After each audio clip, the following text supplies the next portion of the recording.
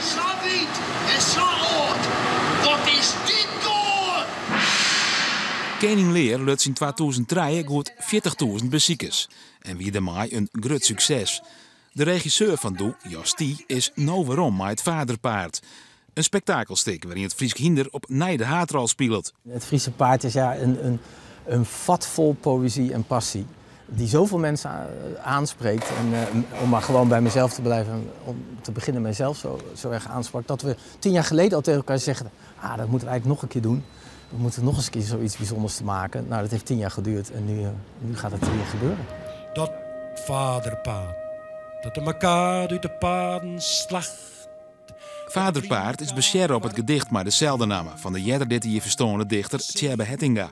Het is misschien iets wat iets meer uitlees nodig had dan bijvoorbeeld het werk van Koning Lear. Wat natuurlijk iets meer tot de verbeelding spreekt misschien.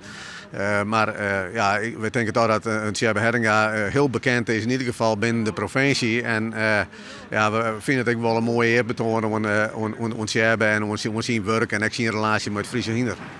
Goed 100 Frieske hinders speel je de haatrol in het muziektheaterstuk. Alles draait om het Sanjem Vaderpaard. Een hinder dat er uitspringt qua allure en uitstraling.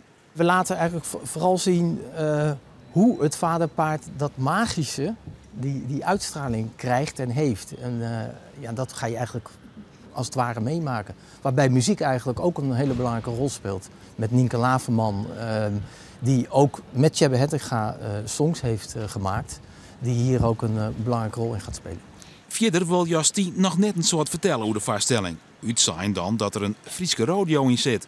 Ja, ik ga ik niet al te veel vertellen, maar laat ik het zo zeggen. De Friese postkoets wordt ook overvallen in deze voorstelling. En dat is een heel spectaculair gebeuren.